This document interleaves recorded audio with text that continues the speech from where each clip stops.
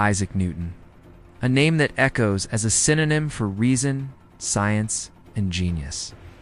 The man who explained gravity, unraveled the movement of celestial bodies, and laid the very foundations of modern physics. We picture him under an apple tree, a solitary figure of pure intellect. But what if this image so carefully crafted over centuries is incomplete? What if behind the pristine facade of history's greatest scientist, there was another man? A man obsessed with alchemy, biblical prophecies, and ancient secrets so dangerous they had to be hidden.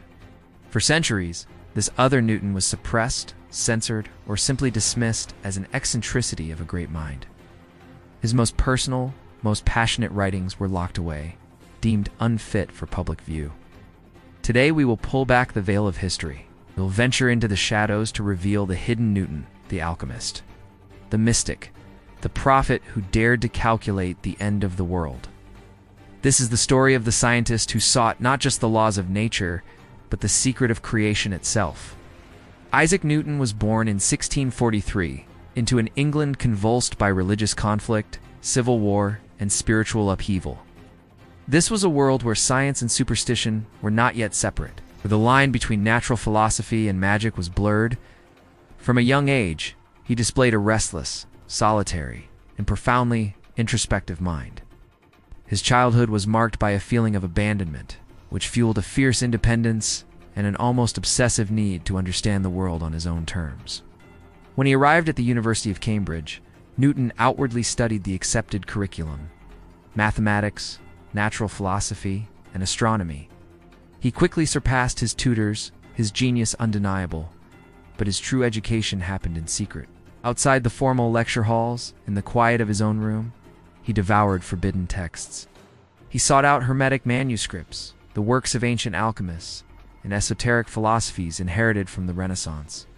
He wasn't just studying these, he was hunting for something.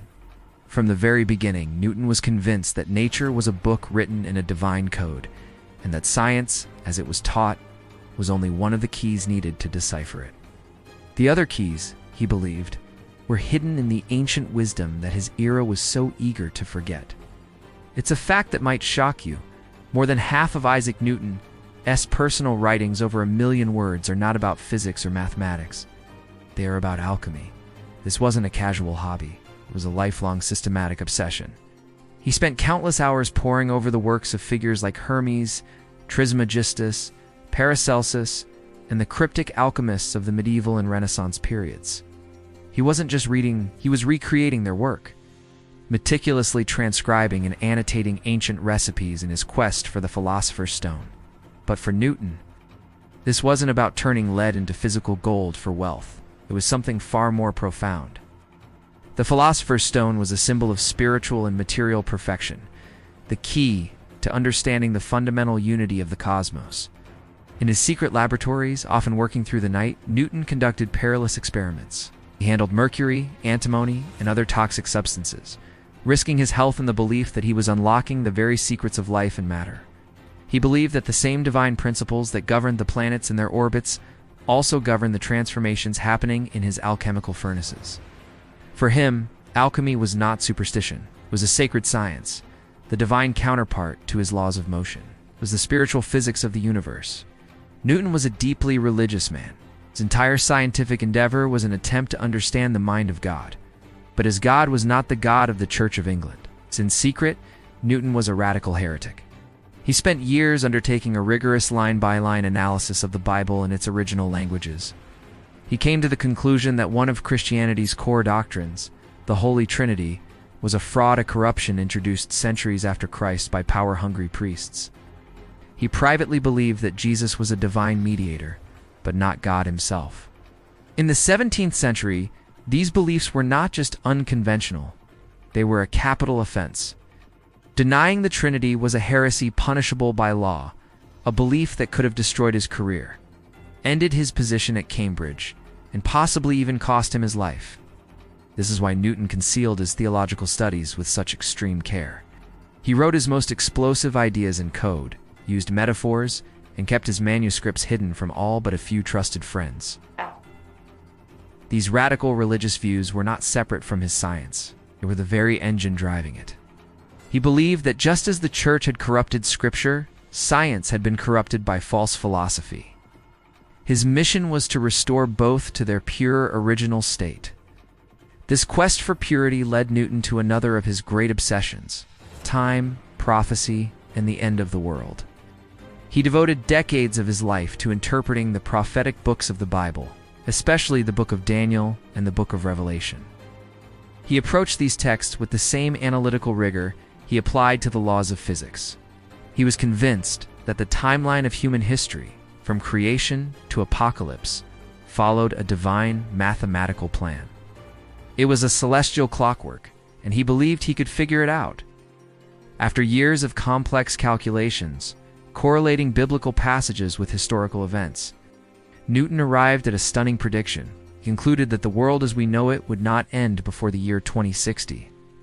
But for Newton, the apocalypse wasn't about fire and brimstone. The word apocalypse means unveiling or revelation. He saw it as a great reset, a moment when humanity's lost divine knowledge would be restored and a new age of enlightenment would begin. In his mind, gravity, alchemy, and prophecy were all interconnected parts of a single, grand, unified theory of everything. We have been taught to see the scientific revolution as a clean break from the past, a triumph of pure reason over superstition, but this is a distortion of history. The great minds who forged our modern world did not live in such neat categories. Copernicus, who placed the sun at the center of our solar system, was influenced by ancient mystical traditions. Johannes Kepler, who discovered the laws of planetary motion, was also a practicing astrologer. Galileo himself never saw a conflict between his faith and his science. Isaac Newton stands as the apex of this transition. He was as the economist John Maynard Keynes wrote after studying his hidden papers, not the first of the age of reason, but the last of the magicians.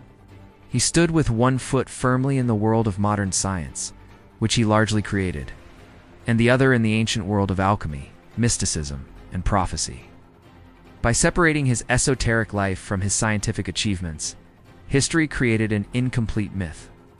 We celebrate the rationalist but ignore the mystic, yet in the man himself, these two sides were one and the same.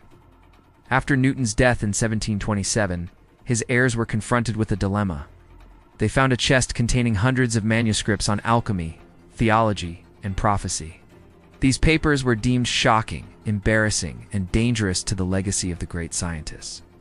For over 200 years, his alchemical manuscripts were hidden away by libraries.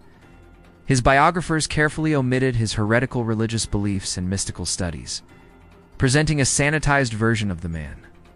The legend of the pure rationalist was born, while the real Newton the complex, tormented, and far more interesting man was buried in the archives. It was only in the 20th century, when these documents were finally auctioned and studied, that the hidden Newton began to emerge, forever changing our understanding of the man who shaped our world. Isaac Newton saw no contradiction between science and mystery, between a falling apple and the philosopher's stone. For him, every discovery was a glimpse into the mind of the Creator. To understand the universe in all its physical and spiritual dimensions was to decipher the divine thought of God. He believed the universe was a cryptogram set by the Almighty, and he was determined to solve it. Perhaps then, Newton's true and most enduring legacy is not just the law of gravity, but the profound and relentless courage to seek truth wherever it may lie, especially in those places where few dare to look. Forbidden knowledge never truly disappears, it waits. If this journey into the hidden side of history expanded your mind, please like the video and share it with others who seek knowledge beyond the obvious. And do not forget to subscribe to the channel for more deep dives into the secrets of our past.